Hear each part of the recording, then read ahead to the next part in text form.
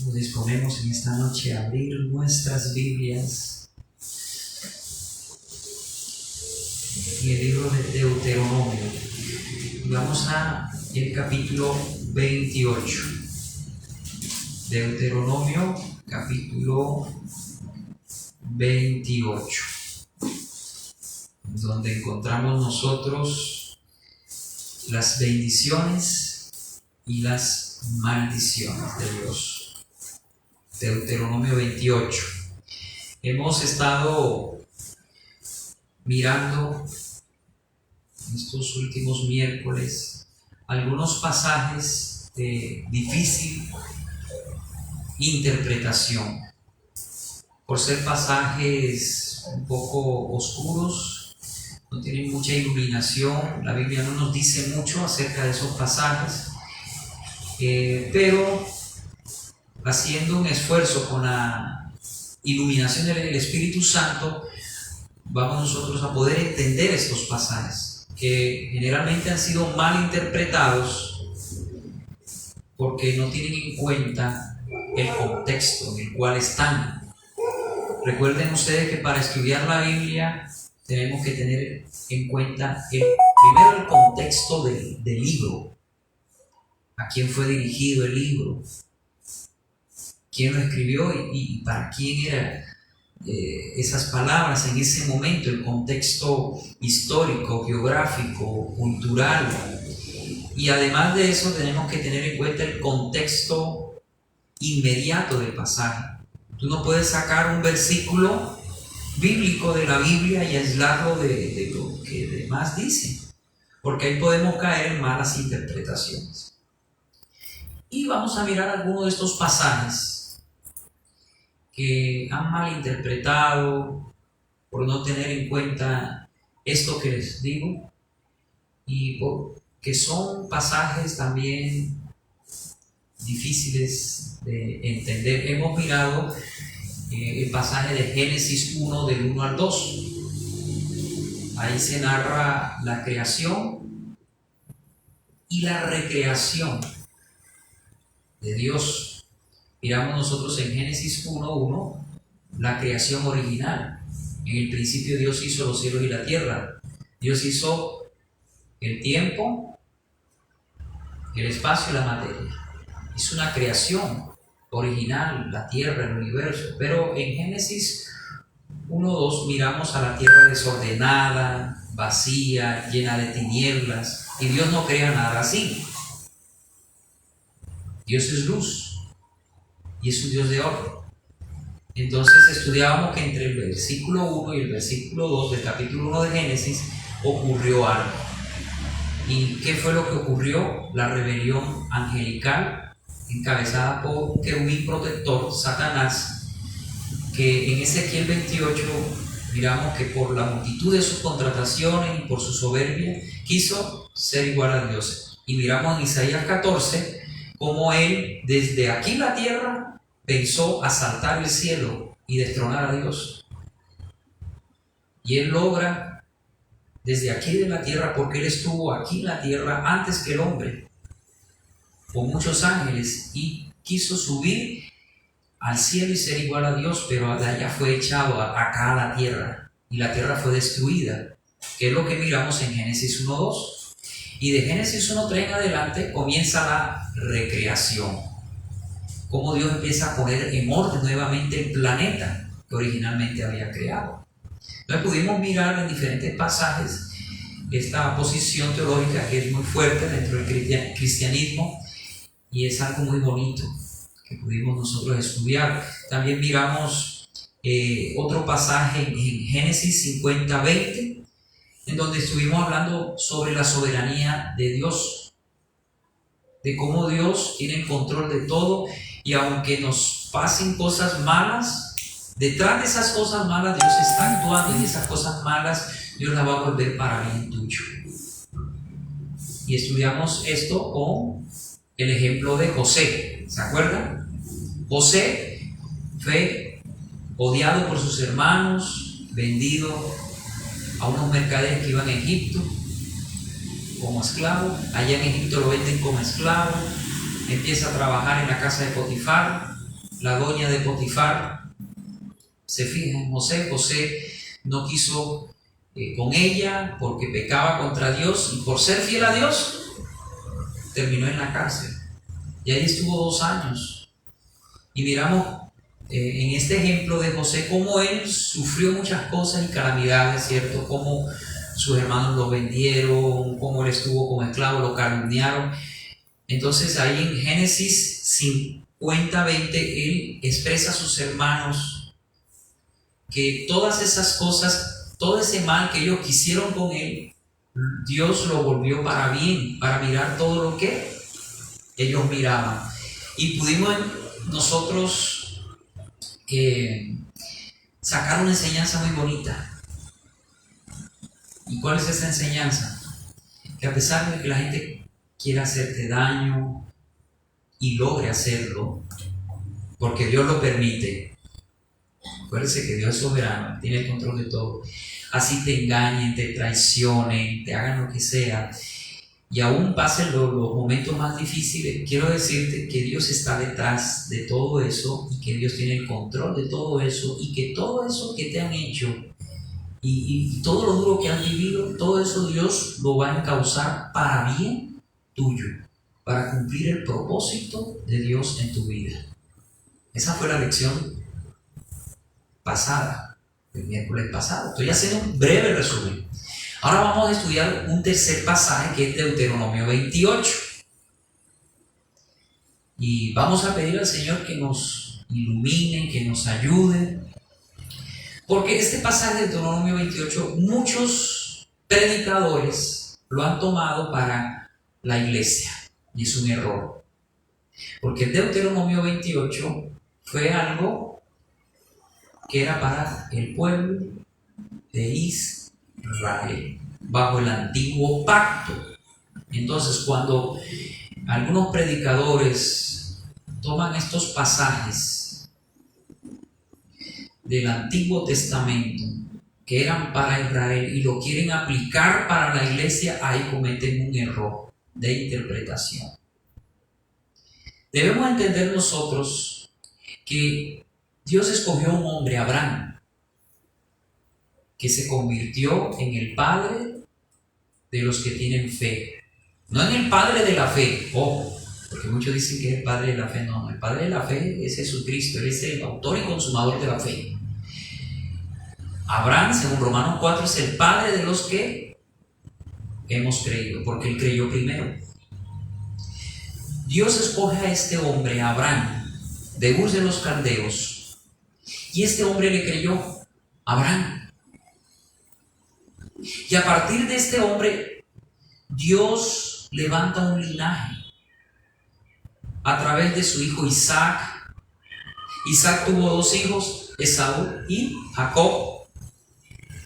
Pero Dios sigue su línea genealógica con Jacob, esa línea genealógica de bendición por medio de Jacob. Jacob tuvo 12 hijos varones y una mujer.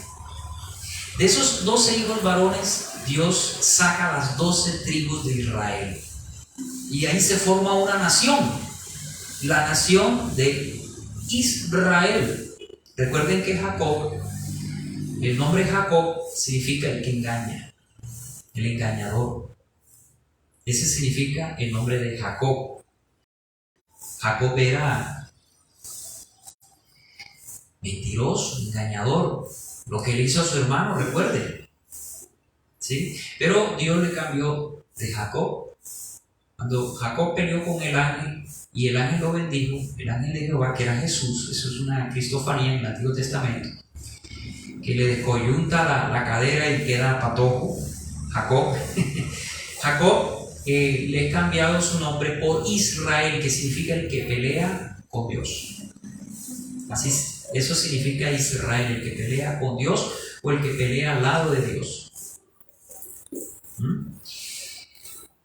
De ahí comenzó el nombre de Israel, ¿cierto? Y a partir de Israel, de Jacob, que le cambian a Israel, salen las 12 tribus que son llevadas a Egipto, y allá estuvieron 430 años. Ellos son esclavizados en Egipto Y Dios utiliza a Moisés para libertarlos de la cautividad de Egipto, los lleva por el desierto a la tierra prometida que Dios le había prometido a los patriarcas, a Abraham, a Isaac y a Jacob, a toda su descendencia. Y ahí empieza Dios a tratar en el desierto con Israel, en el monte Sinaí. En Éxodo 20 le da las leyes morales. Luego les da en Deuteronomio, en las leyes civiles, en Levítico las leyes ceremoniales. En total 613 mandamientos le dio Dios al pueblo de Israel a través de Moisés. No eran 10 mandamientos, 613 en total. Leyes morales, que son 10, las leyes civiles y las leyes ceremoniales. En total 613 mandamientos. Y Dios hizo un pacto con esta nación en el monte Sinaí, que se conoce como el pacto sinaínico o antiguo pacto. ¿Me entienden? Ese es el antiguo pacto. Dios hizo un pacto con Israel en donde Dios le entrega a Israel las leyes morales, las leyes civiles, las leyes ceremoniales, y Dios les dice a ellos que si ellos que son fieles a Él, se portan bien, Dios los bendeciría en la tierra que los llevaría. Y si se portaban mal, Dios lo maldeciría al pueblo.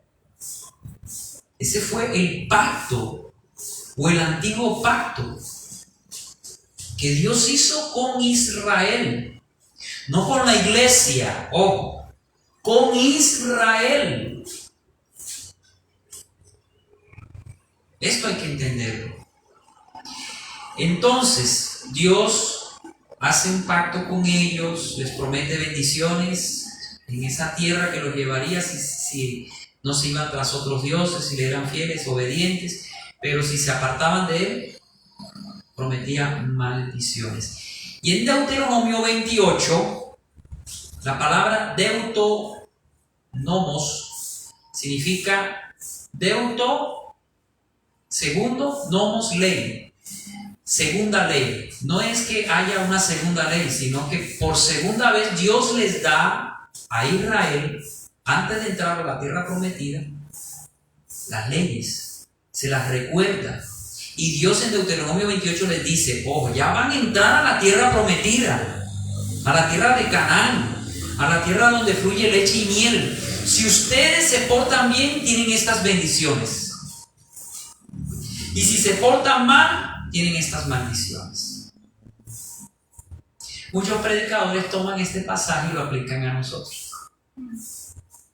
La iglesia. No, porque eso era para Israel bajo el antiguo pacto.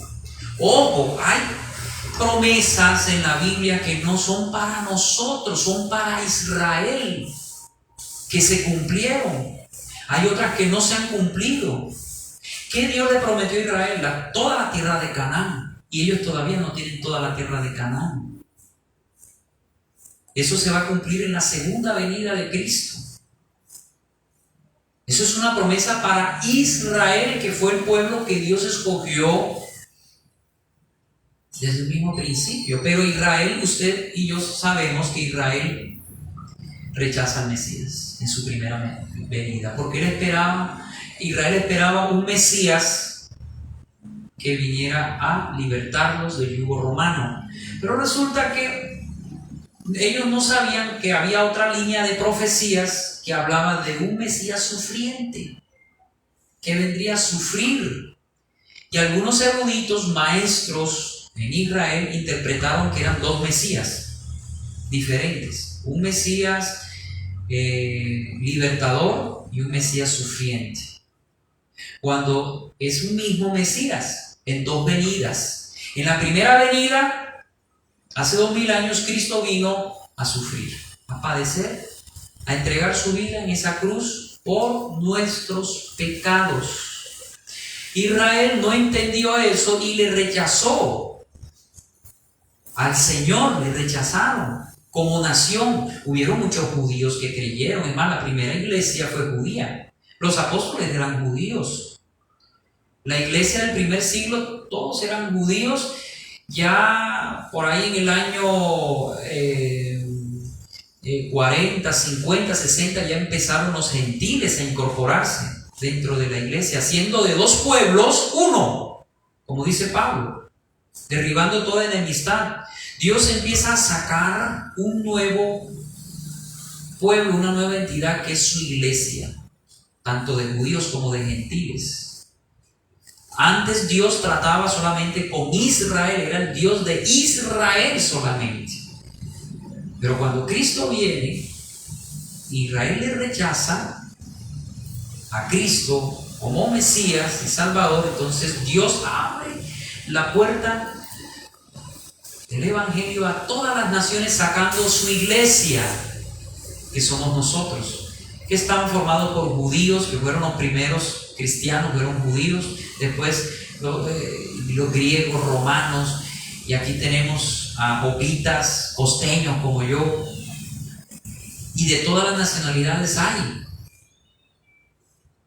Esa es la iglesia en el tiempo de la gracia. Pero nosotros, la iglesia, estamos bajo un nuevo pacto, no bajo el antiguo pacto. El antiguo pacto o el pacto sinaínico se dio en el monte Sinaí, cuando Dios le dio la ley a Moisés y a todo Israel. Y ahí Dios les promete bendiciones y maldiciones.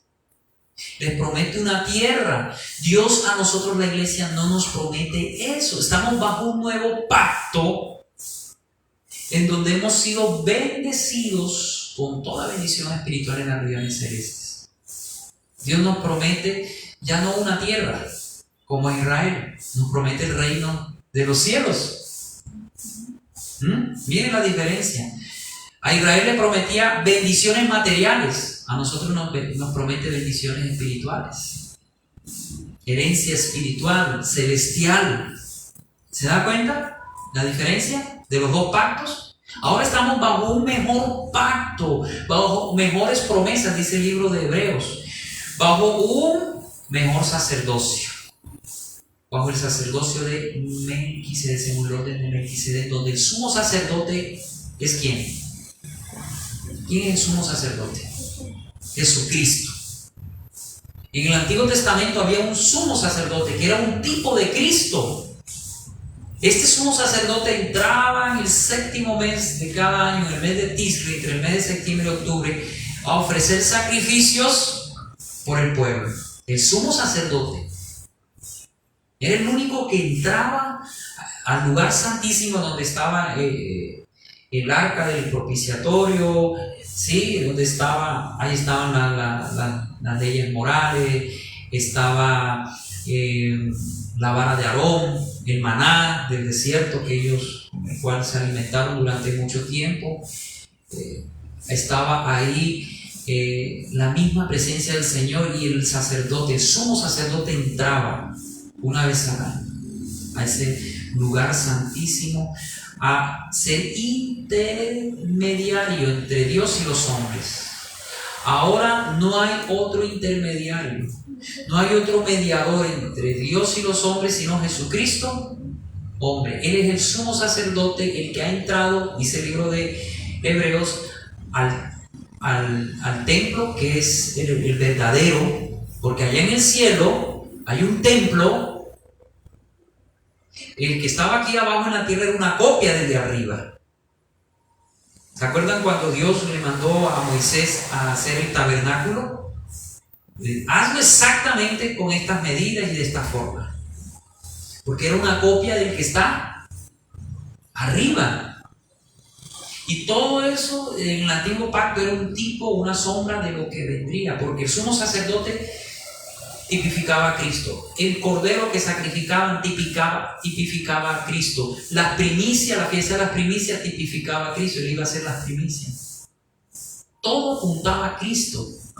Pero todo eso era una sombra de lo que habría de venir, que ya llegó, que es Jesucristo. Ya por eso no hay ese sumo sacerdote según el orden arónico, porque ya el sumo sacerdote, ¿quién es? Jesucristo. Ya no hay una clase sacerdotal especial como los levitas, sino que ahora todos los creyentes, todos los que hemos creído, somos un real sacerdocio. Todos nosotros somos sacerdotes. En algunas iglesias enseñan que los sacerdotes son los pastores, la familia pastoral. No, eso es un error. Se están yendo al Antiguo Testamento. ¿Se dan cuenta lo delicado que es confundir los dos pactos? Son dos pactos diferentes. ¿Sí me están entendiendo? El antiguo pacto era con Israel, el nuevo pacto es con la iglesia, y el nuevo pacto es mucho mejor. Entonces, en el antiguo pacto había un sacerdocio según el orden arónico.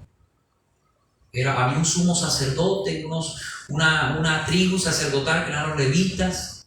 No todos eran sacerdotes, pero ahora vamos al nuevo pacto. Tenemos un sumo sacerdote, y todos nosotros, la iglesia, los que hemos creído, los que hemos nacido de nuevo, somos sacerdotes, todos. Esa persona que llega nueva y cree en el Señor, arrepintiéndose de sus pecados, naciendo de nuevo, ese es un sacerdote ya. El recién llegado, el nuevecito que creyó, que se arrepintió, que nació de nuevo, ya es un sacerdote. Habita el Espíritu Santo en él. ¿Y qué significa que somos sacerdotes? ¿Qué hacían los sacerdotes en el Antiguo Testamento? Ellos ministraban, servían en las cosas del tabernáculo, en los oficios del tabernáculo. ¿Qué quiere decir que ahora todos somos sacerdotes, la iglesia? Todos estamos llamados a servir al Señor en su iglesia. Por eso qué bueno que cada uno de ustedes ya están en servicio. Hay personas que no, porque apenas están llegando, están en ese proceso, pero qué bendición es que usted esté sirviendo en su iglesia local. Que usted esté, aquí hay personas que están en la puerta, otros que recogen la ofrenda, que se encargan de la cámara, del proyector, aquí de la alabanza que va a ir creciendo poco a poco. Están ejerciendo su oficio sacerdotal aquí, en la iglesia, sirviendo a los santos de Dios. Y no solamente aquí en la iglesia, allá afuera también, con nuestras vidas, dando buen testimonio, predicando el Evangelio de Cristo. ¿Sí? Todos somos sacerdotes, hermanos, y estamos llamados a servir. A propósito, este viernes tenemos a las 7, de 7 a 8, reunión de servidores. No se lo pierdan, es muy importante.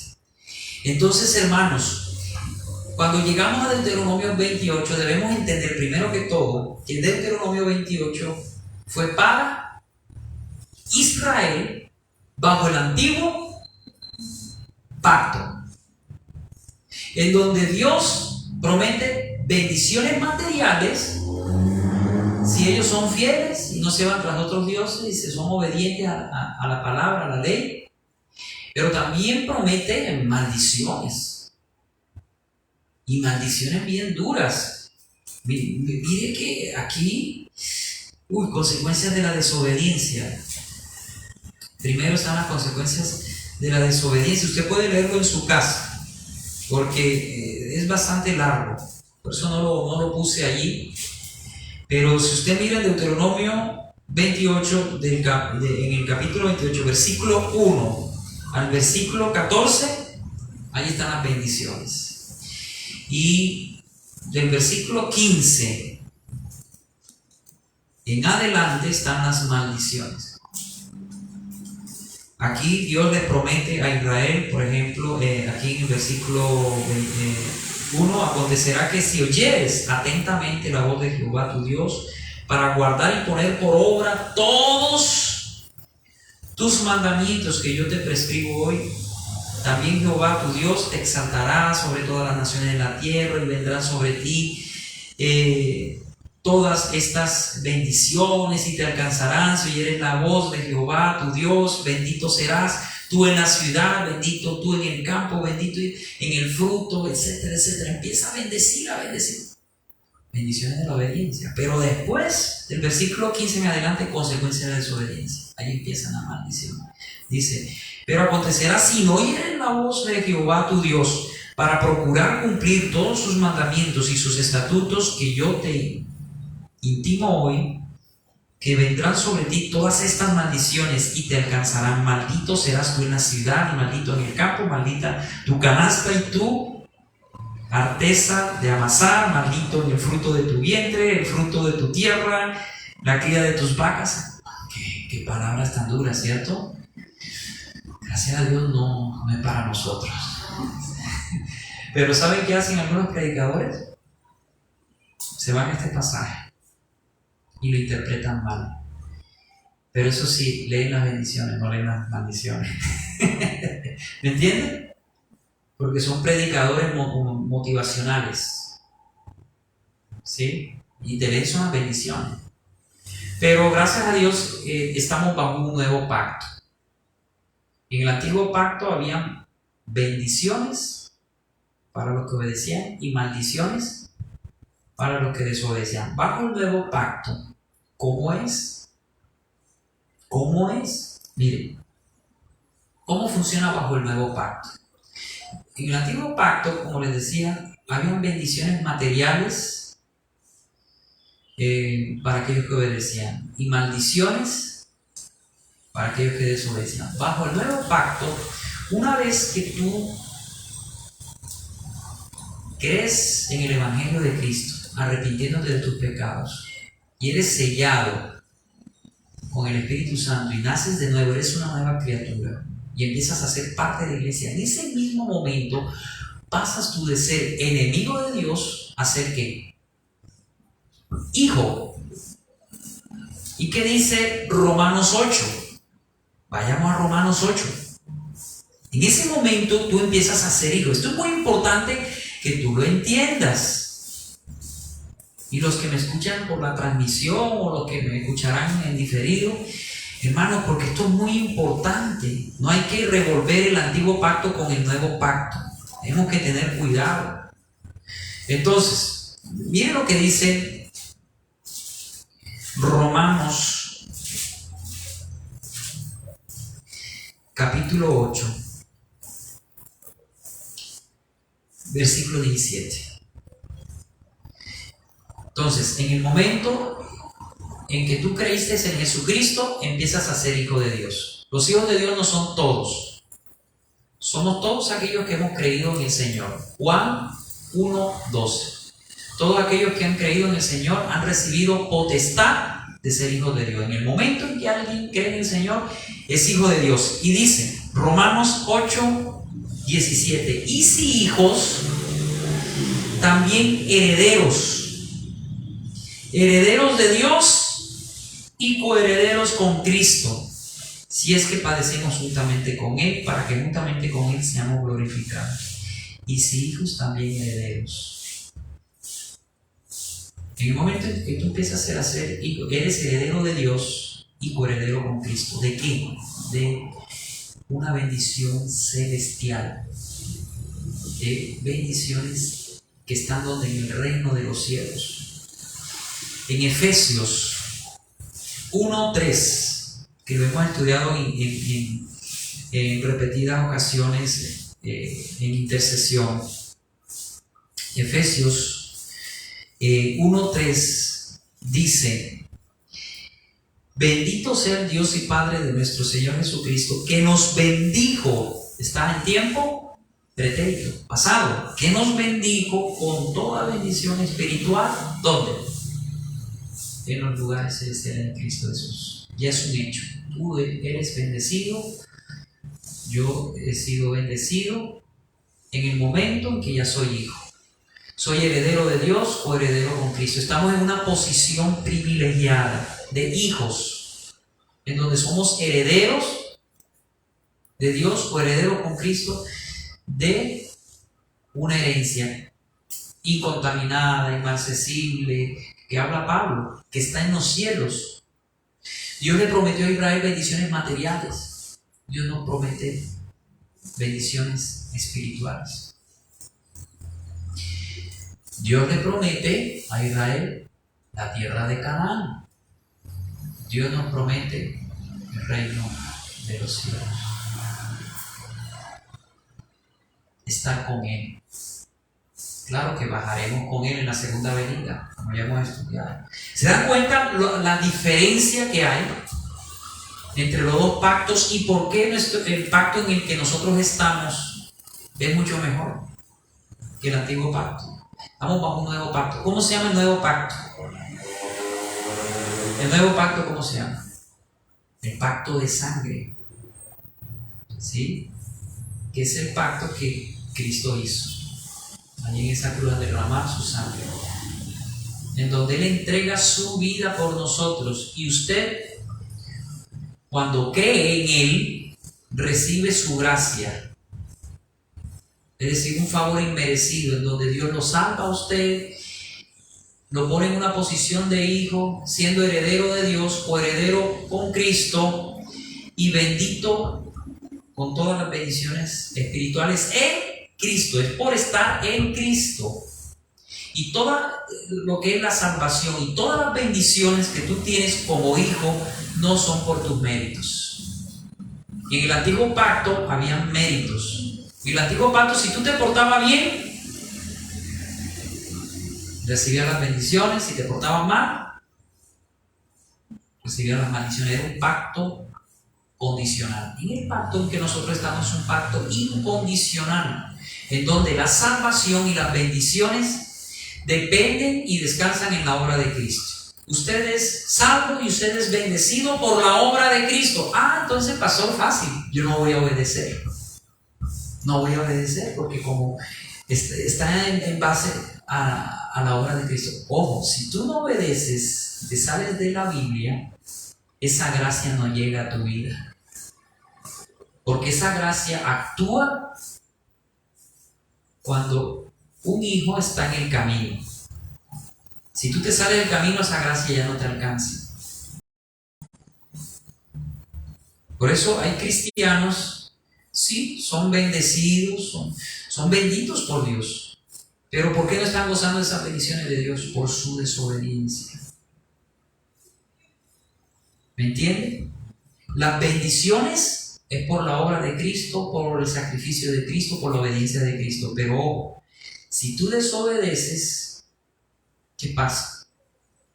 Esa gracia, esas bendiciones que te pertenecen a ti, por los méritos de Cristo, no te alcanzan, porque tú tienes que andar en los principios bíblicos. Si tú no andas en la Biblia, no te van a alcanzar todas esas bendiciones que ya tienes en Cristo.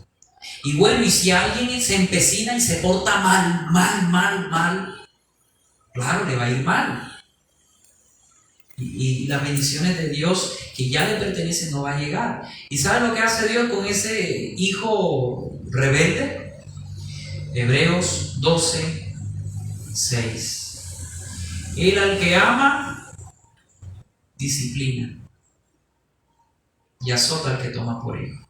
Cuando un hijo de Dios se porta mal, rebelde, Dios lo hace volver al camino a través de su disciplina. Y si no hace caso, le azota. Contacto físico significa esa palabra azote en el original griego. Dios puede traer una enfermedad, puede llevarte a la cárcel, a una clínica, y te hace entender. Dios lo puede hacer. Si Él es Dios, Él puede quitar tu vida. Si Él quiere, porque Él es Dios, Él es el autor de la vida, Él puede dártela, así como te la dio, te la puede quitar. El único que puede quitar la vida es Dios. El único que tiene ese derecho, porque Él es el creador. ¿Entiendes? Él es Dios. Entonces, hermanos, hay que aprender a separar los dos pactos. Y vamos a seguir con algunos pasajes en el Antiguo Testamento que son para Israel y que la iglesia lo toma para ellos. Ojo, hay promesas que solo le pertenecen a Israel bajo el Antiguo Pacto, que no son